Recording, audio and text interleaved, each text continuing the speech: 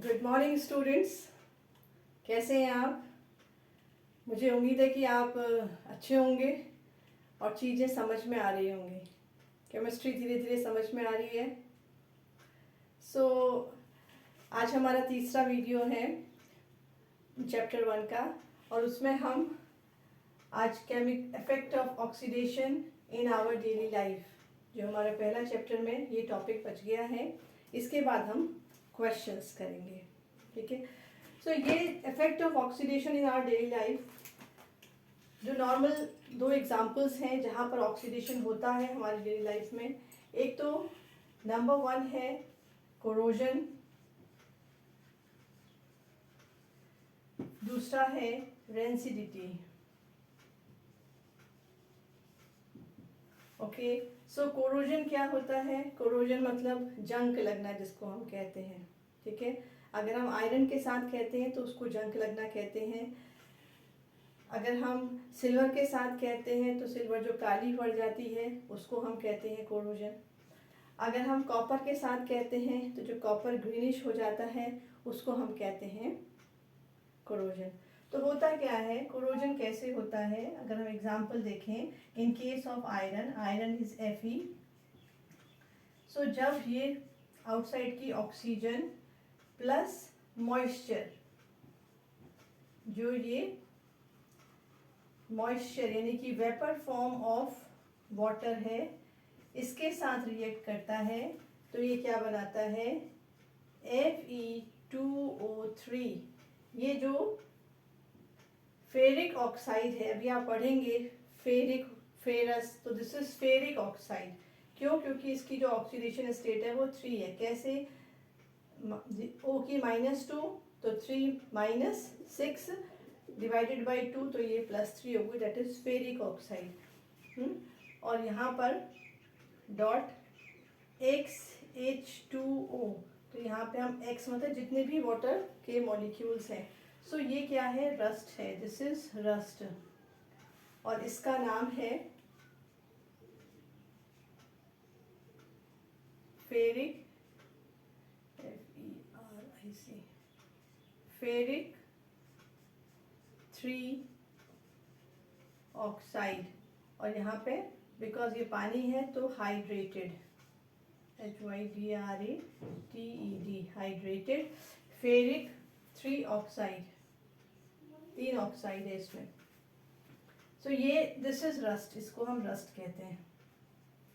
इसी प्रकार से कॉपर है। कॉपर जब मॉइस्चर यानी कि moisture of the air, moisture किसकी? एयर की, उसके संपर्क में आता है तो ये कॉपर कार्बोनेट और कॉपर हाइड्रो ऑक्साइड बनाता है।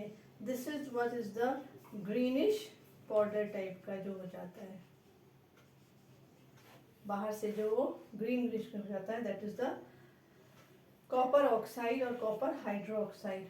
इसी प्रकार से सिल्वर, जिसको कि हम Ag से दिखाते हैं, दिस इज कॉपर, सिल्वर। इसमें भी, अब इसमें ये एयर का, देखिए सबकी अलग अलग रिएक्टिविटी है, क्योंकि कॉपर और सिल्वर लेस रिएक्टिव हैं। ठीक है। ज़्यादा रिएक्टिव के साथ काम करता है। क्योंकि ये लेस रिएक्टिव है इसलिए ये हाइड्रोजन सल्फाइड H2S के साथ, आयरन ज़्यादा रिएक्टिव है इसलिए ऑक्सीजन और वाटर के साथ करेगा। ये कॉपर जो है मॉइस्चर में से क्या लेगा? कार्बन डाइऑक्साइड और हाइड्रोक्साइड लेगा। ठीक है, यानी कि मॉइस्चर को उसने हाइड्रोक्साइड में चेंज कर लिया। यहाँ पे ये सिल्वर है, एयर से ये सल्फाइड फॉर्म लेगा, यानी कि H2S को लेगा, तो ये क्या बना देता है? Silver Ag2S, silver sulphide. जो ये ब्लैक कलर का ब्लैक हो जाता है सिल्वर, उसकी आउटर कवरिंग जो ब्लैक हो जाती है, दैट इज सिल्वर सल्फाइड।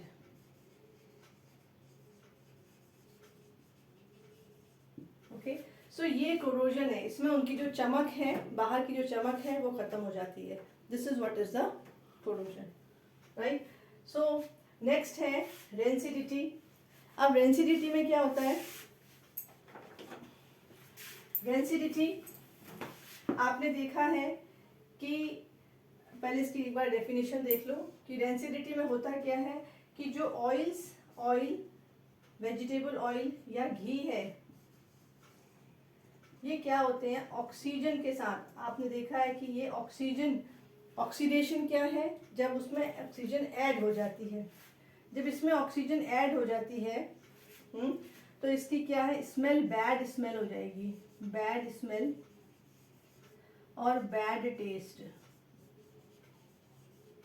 ठीक है। इसी को हम रेंसिडिटी कहते हैं। When oil and ghee oxidized with oxygen, तब उसकी जो बैड स्मेल हो रही है और जो बैड टेस्ट हो रहा है, दैट इज द रेंसिडिटी। अब आप ये oil and ghee next classes में आप पढ़ेंगे कि ये होता कैसे है, बेसिकली होता क्या है कि ये सैचुरेटेड और अनसैचुरेटेड हाइड्रोकार्बन्स हैं, ठीक है। सो उसमें जब ऑक्सीजन जुड़ती है तो वो एक ऑक्सीजन का जुड़ना कैसे है, ये आप क्लास चैप्टर 4 में पढ़ेंगे, उस समय उसको हम डिटेल में बताएंगे। फिलहाल आप ये ध्यान रखिए कि ऑयल और जो घी है उसके जो प्रोडक्ट, यानी कि ऑयल और घी या उसके जो प्रोडक्ट हैं, उसमें अगर घी भी बहुत समय तक अगर क्या कहते हैं खुला रखा हुआ है तो उसमें भी महक आ जाती है।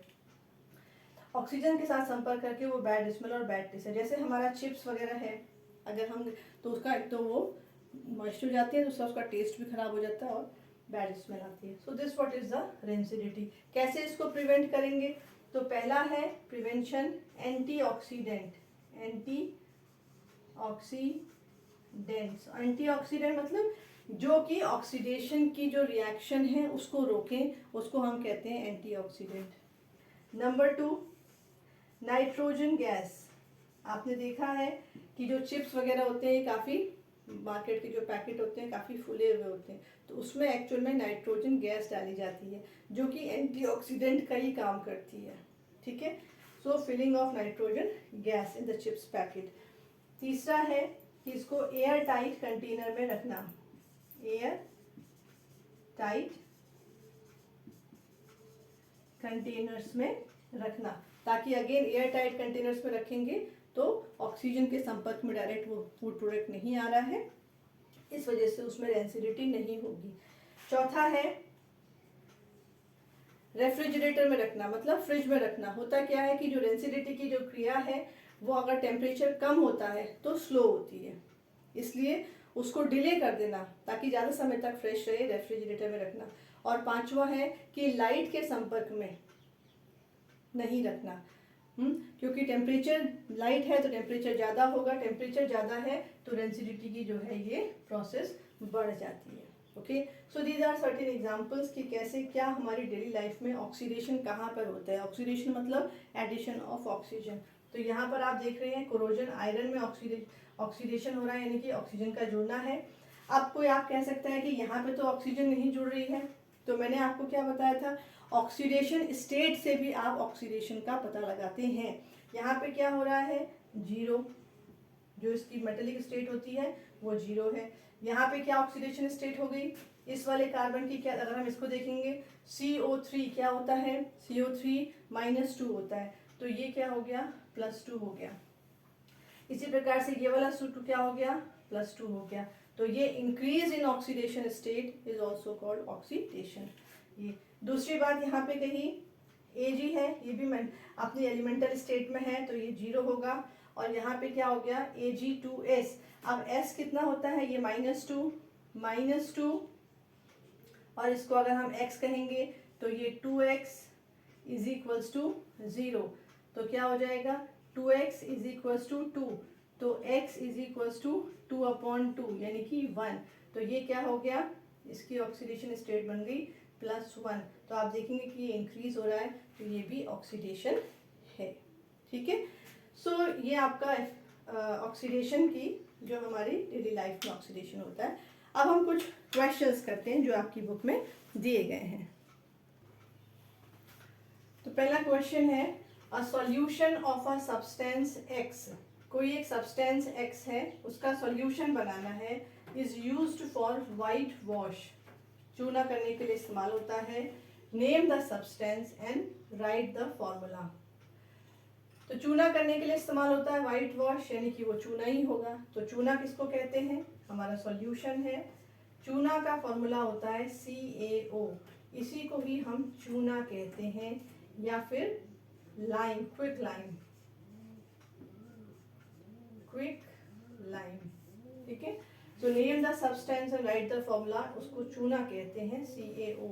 अब right the reaction of the substance X named in above with water, जो कि ऊपर क्या है, जैसे सॉल्यूशन बन रहा है तो इसको आप पानी के साथ करते हैं जब, तो होता क्या है CaOH का होल ट्वाइस, और इसको कहते हैं हम स्लेक्ड लाइम, स्लेक्ड लाइम, यानी कि चूने का पानी, चूने का पानी।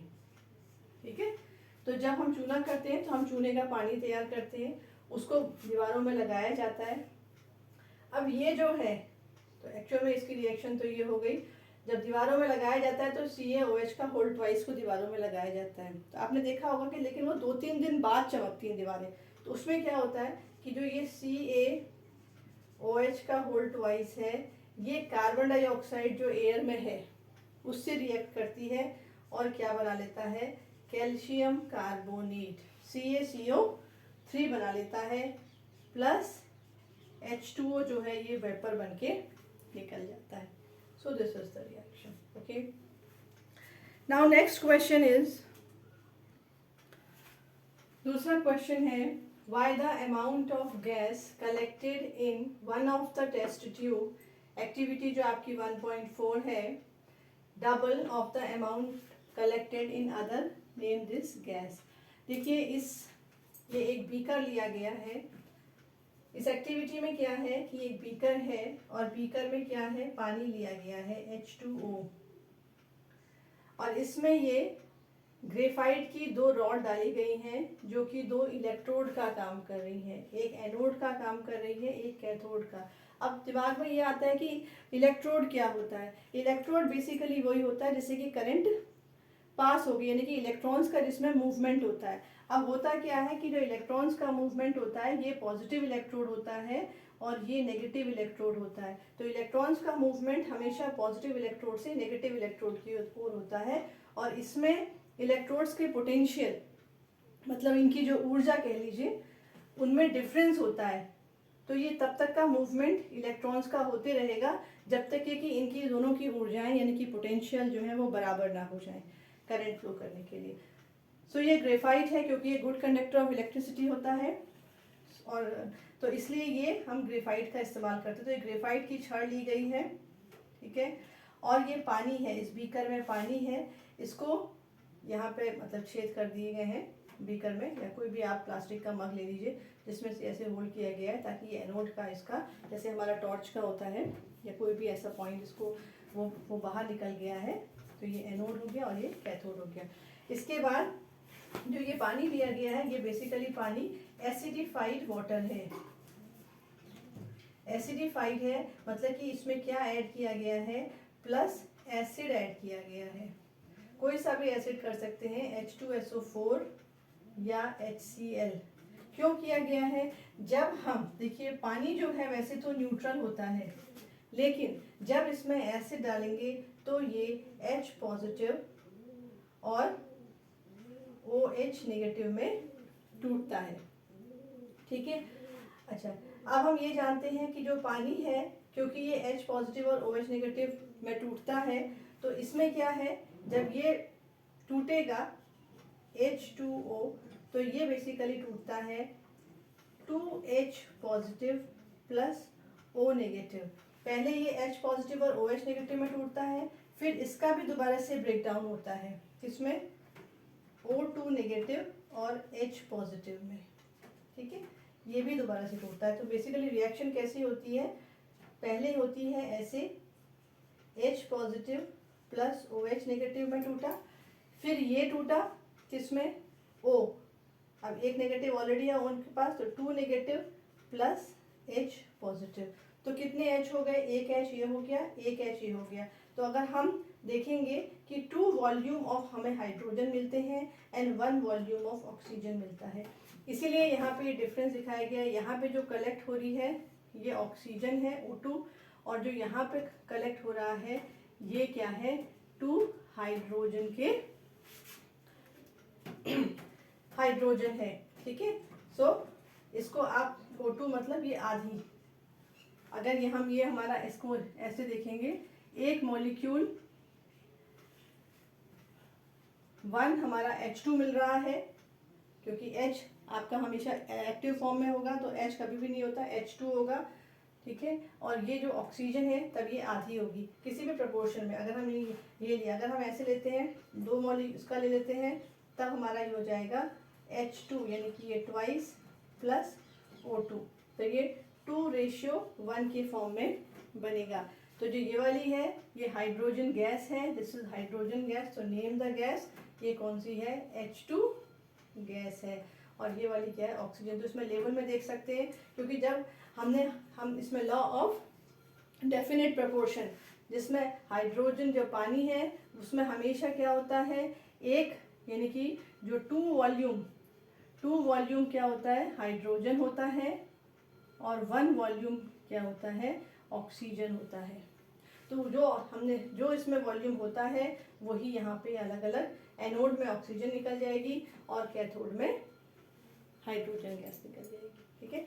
तो ये इसमें जो कहा है कि वो डबल क्यों निकलेगी, why the amount of the gas collected in one of the, इसमें basically law of definite proportion है, जिसमें कि जो पानी है वो बेसिकली इस प्रकार से टूट रहा है, H पॉजिटिव और OH नेगेटिव में, तो एक हाइड्रोजन निकला, फिर ये जो OH है ये भी एक O2 negative plus H positive में निकला, यानी कि 2 हाइड्रोजन, ठीक है, 2 हाइड्रोजन निकलते हैं और एक ऑक्सीजन निकलता है। तो 2 हाइड्रोजन मिलकर के क्या बन जाते हैं, एक हाइड्रोजन मॉलिक्यूल बन जाते हैं।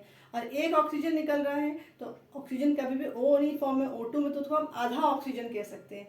तो या तो ये 1, इसको चाहे हम 1 हाइड्रोजन H2 कह लें और हाफ O2 कह लें, तभी भी हमारा 1, तभी इसको आप कर लीजिए, तभी भी ये 2:1 ही हुआ, या हम 2H2 कह दें और 1O2 कह दें, ठीक है। तो ये इसके कारण ये है। नेक्स्ट हमारे क्वेश्चन आता है, जो कुछ एक्सरसाइज के क्वेश्चंस हैं, ओके। नहीं, अभी एक्सरसाइज के क्वेश्चंस नहीं है, कुछ और क्वेश्चंस हैं, उसको देखते हैं। नेक्स्ट क्वेश्चन है, why does the colour of copper sulphate solution change when iron nail dipped in it. तो आपने रिएक्शन देखी है कि कॉपर सल्फेट का सॉल्यूशन लिया था, this is copper sulphate solution CuSO4, plus इसमें अगर हम आयरन नेल डिप करते हैं, अगर इसमें आयरन नेल को डिप किया है, ठीक है, अगर इसमें आयरन नेल को डिप किया है, अगर इसको आयरन नेल डिप किया है तो होगा क्या, दिस इज आयरन नेल। आप जानते हैं कि जो आयरन है वो ज़्यादा रिएक्टिव है कॉपर की अपेक्षा, तो ये क्या करेगा, डिस्प्लेस कर देगा, ठीक है, और क्या बना लेगा, FeSO4 प्लस Cu, तो अलग बना लेगा। अब यहाँ पे ये जो सॉल्यूशन था ये ब्लू कलर का था, जो कॉपर सल्फेट है वो ब्लू कलर सॉल्यूशन है, लेकिन ये कौन सा कलर का, इसका ब्लू कलर चेंज हो जाएगा और ये कलर क्या आ जाएगा, लाइट ग्रीन,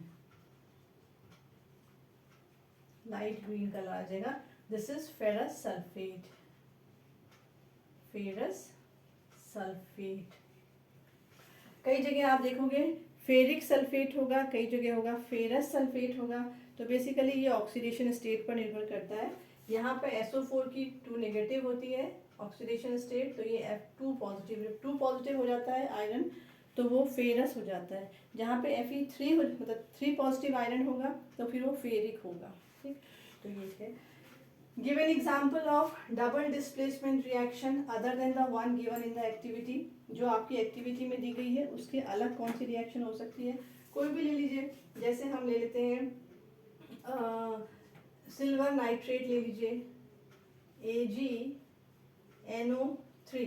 अब देखिए AgNO3 होता है, क्यों, क्योंकि Ag भी +1 है, NO3 का -1, तो ये बैलेंस है।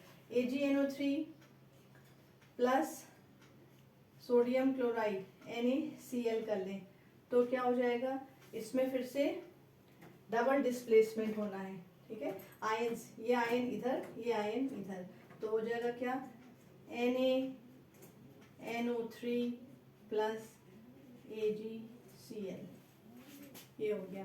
दूसरी रिएक्शन देख लीजिए, जैसे हम कहें NaOH plus MgCl2, NaOH sodium hydroxide और MgCl2, इसको करेंगे तो क्या आ जाएगा, इसको ट्वाइस कर लीजिए, तो ये हो गया NaCl ट्वाइस प्लस MgOH का होल ट्वाइस। तो डबल डिस्प्लेसमेंट में चेंज ऑफ द आयंस हो रहा है, देखेंगे आप। नेक्स्ट है identify the substance that are oxidized and the substance that are reduced in the following reaction. याद कीजिए ऑक्सीडेशन डेफिनेशन, जिसमें एडिशन ऑफ ऑक्सीजन, ये सोडियम है, सोडियम में क्या है, ऑक्सीजन ऐड हो रही है, तो सोडियम का ये क्या हो गया, सोडियम ऑक्सीडाइज होकर के क्या बन गया, सोडियम ऑक्साइड, ठीक है। तो ये this is oxidation of sodium, ठीक है। आप कोई पूछेगा ऑक्सीजन का क्या हो रहा है, फिर याद कीजिए ऑक्सीडेशन स्टेट भी आपको बताया है, जब ये अपनी एलिमेंटल स्टेट में है O2, ठीक है, तब ये जीरो होता है, दिस इज जीरो। यहाँ पे कितना हो गया, N2, N+1 है, सोडियम का 1 होता है, यानी कि +1 उसकी ऑक्सीडेशन स्टेट है, 2 सोडियम है तो +2 हो गया, ये ऑक्सीजन कितना हो गया, -2। तो अब यहाँ पे रिड्यूस हो रही है ऑक्सीडेशन स्टेट, जब रिड्यूस होती है तो क्या हो जाता है, रिडक्शन, ठीक है, 0 से ये -2 हो गया तो ये रिडक्शन हो गया। सो सोडियम का तो ऑक्सीडेशन हो रहा है और ऑक्सीजन का रिडक्शन हो रहा है इन दिस रिएक्शन। दूसरे में देखें कॉपर ऑक्साइड, अब कॉपर से ऑक्सीजन क्या हो गई, रिमूव हो गई, तो सिंपली जब रिमूव होती है दैट इज रिडक्शन है, so this is reduction. Hydrogen है, हाइड्रोजन में ऑक्सीजन ऐड हो गई है, ओके। इसको इस तरीके से दिखाते हैं कि कहाँ से कहाँ रिएक्शन जा रही है, ये क्या हो गया, ऑक्सीडेशन, ओके। तो हाइड्रोजन का तो ऑक्सीडेशन हो रहा है इनटू वाटर या H2O में, और कॉपर ऑक्साइड का रिडक्शन हो रहा है इनटू कॉपर मेटल में, ठीक है।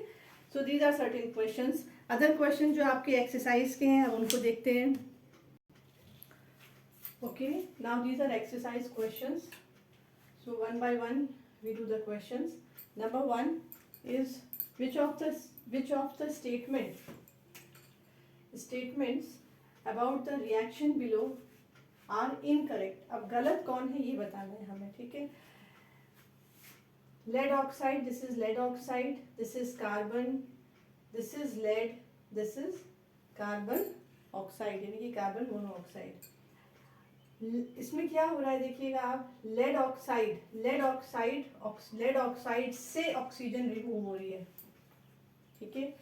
तो लेड ऑक्साइड का रिमूवल हो रहा है, लेड ऑक्साइड का रिडक्शन हो रहा है, ठीक है। Lead is getting reduced, no, lead is not getting reduced, lead oxide is getting reduced, ठीक है। दूसरा है कार्बन का ऑक्सीडेशन हो रहा है, किसमें, कार्बन मोनोऑक्साइड में, कार्बन का हो रहा है, क्या carbon dioxide getting oxidized, no, carbon is getting oxidized, ठीक है।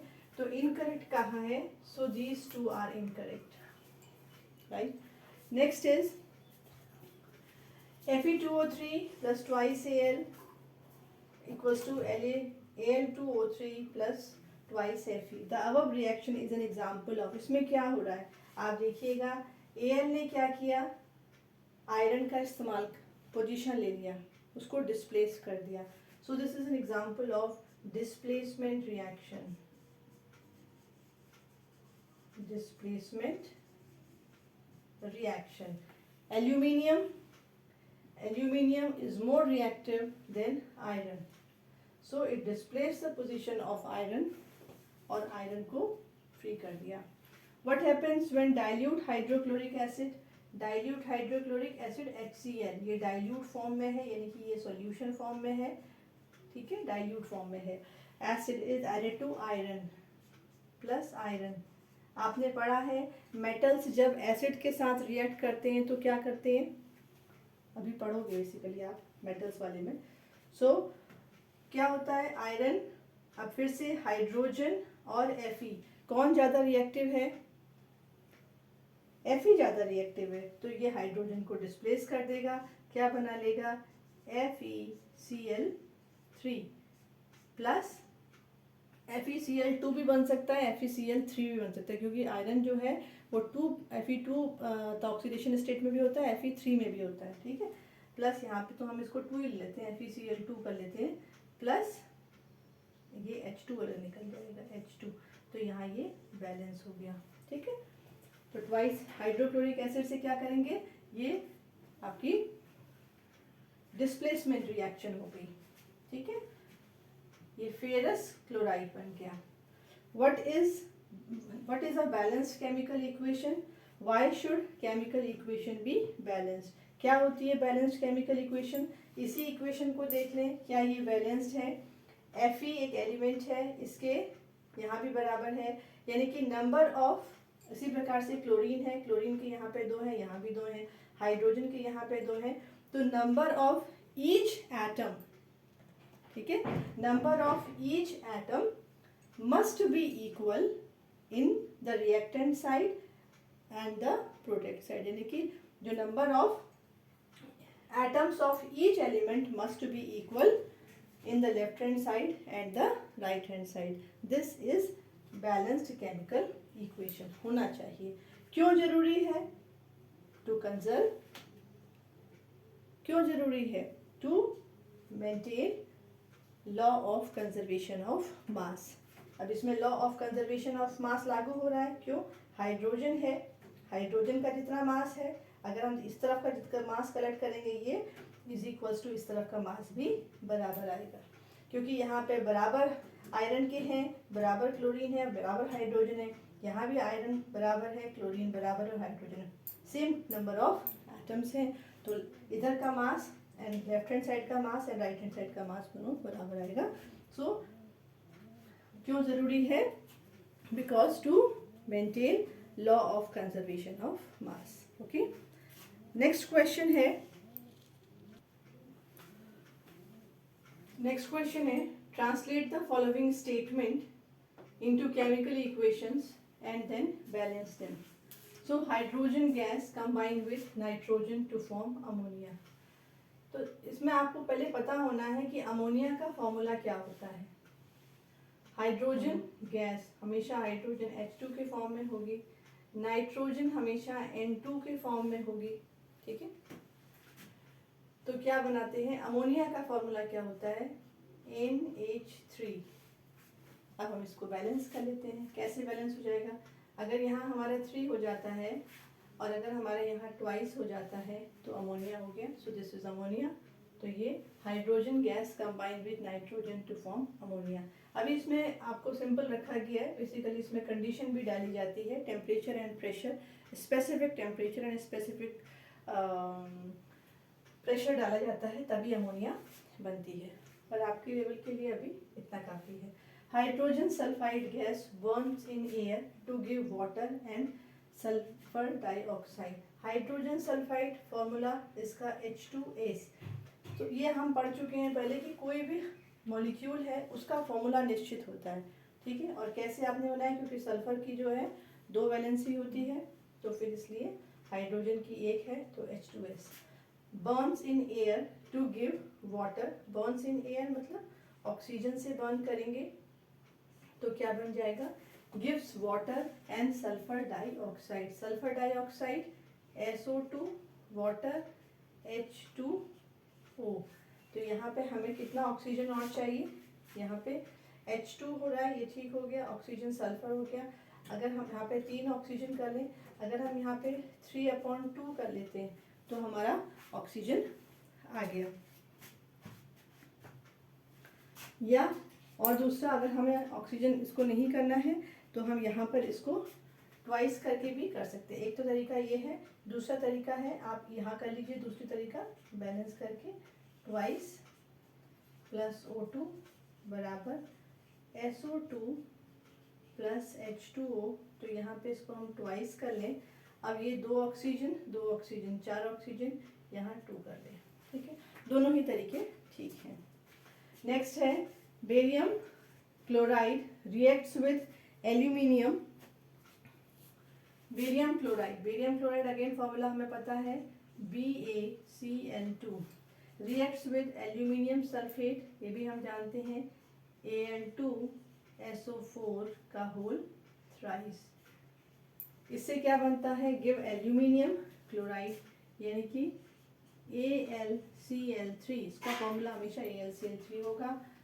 Gives aluminium chloride and precipitate of barium sulfate BaSO4, ये किसमें PPT फॉर्म में। PPT को ऐसे भी दिखाते हैं, गैस को ऊपर दिखाते हैं यानी कि वो चली गई ऊपर, प्रेसिपिटेट जो नीचे सेटल हो गया। अब इसको बैलेंस करके देखें, BaCl2 यहाँ ये है, एल्यूमिनियम ट्वाइस है तो एल्यूमिनियम यहाँ ट्वाइस लगाते हैं, तो क्लोरीन हमारा 3 2 6 हो गया, यहाँ पे हम 3 करते हैं, यहाँ पे ये 3 हो जाएगा। ठीक, सो बैलेंस कर दिया। पोटेशियम मेटल यानी कि K है, उसको हमेशा K से दिखाएंगे, K with water plus H2O to give potassium hydroxide and hydrogen gas. तो potassium hydroxide KOH plus H2 gas को हमेशा ऐसे दिखाते हैं, गैस ऊपर निकल जाएगी।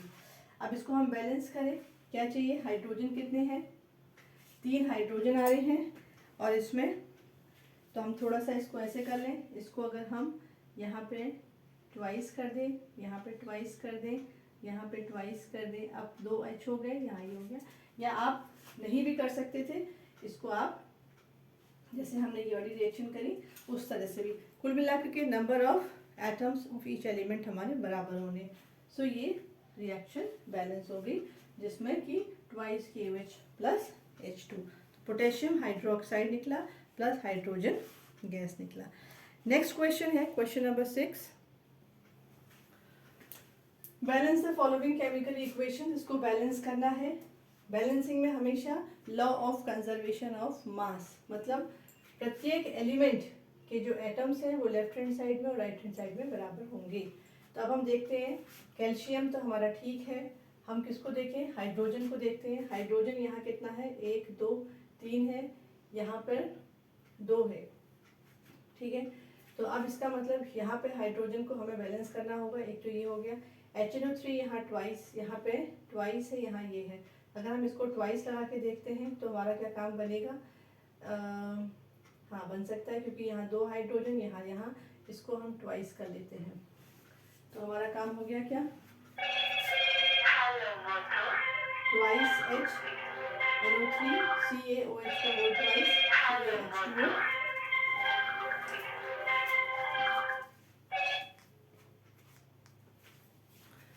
सो it is balance, yes it is balance.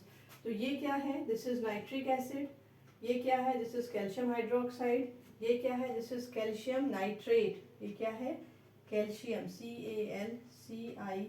CalCium, calcium TRATE nitrate, ये पानी।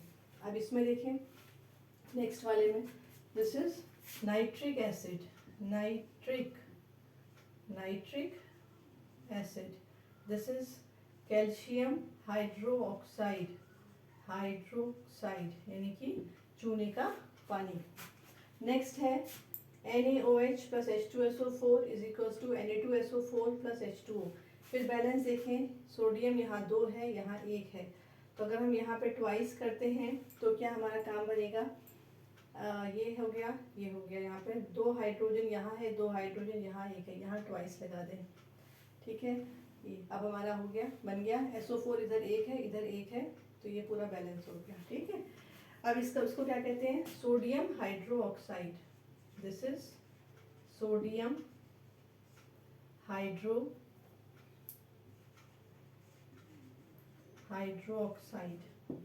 इसको क्या कहते हैं, sulphuric acid, SULPHURIC, sulphuric acid. इसको क्या कहेंगे? Sodium sulphate, SODIUM, sodium sulphate plus water. ठीक, नेक्स्ट आइए, NaCl plus AgNO3 is equals to AgCl plus NaNO3। तो ये तो पूरी तरह से बैलेंस्ड है, इसमें कुछ करने की ज़रूरत नहीं है। ये क्या है? Sodium chloride, sodium chloride. ये क्या है? Silver nitrate. तो NO3 जहाँ होता है वो नाइट्रेट होता है, ये ध्यान कर लीजिए। इधर भी NO3 था, नाइट्रेट होता है। ये क्या बन गया? Silver chloride, silver chloride plus sodium nitrate. ठीक है, NO3 जो होता है वो नाइट्रेट। तो ये बैलेंस्ड है ऑलरेडी। इसमें देखें H2Cl2, अब यहाँ पे Cl2 है, यहाँ Cl है, तो अगर हम यहाँ ट्वाइस लगा देते हैं तो हाइड्रोजन बैलेंस हो गया, ये हो गया BaSO4, बस बैलेंस हो गया सारा सारा। This is also balanced. नाम क्या है? BaCl2, barium chloride. ठीक है, this is sulphuric acid, same sulphuric acid. Next barium sulphate, barium SULPHATE, hydrochloric acid, hydrochloric acid. ठीक है, सो ये हमने क्वेश्चन 6 तक कर लिए हैं। अभी 7 to 20 क्वेश्चन इसमें और बचे हैं, तो उसको हम नेक्स्ट वीडियो बनाएंगे क्योंकि वीडियो काफ़ी लंबी होती जा रही है। और आप मुझे अपने कमेंट ज़रूर दीजिए, मैं आपको कुछ और एक्स्ट्रा क्वेश्चंस भी दूंगी, तो आप मुझे बताइए कि आपको और इसमें क्या मॉडिफिकेशन आप चाहते हैं, या और हम किस प्रकार से अपनी लर्निंग को इम्प्रूव करें। Okay, thank you so much, and if you like it is important for you, subscribe my channel. Thank you so much.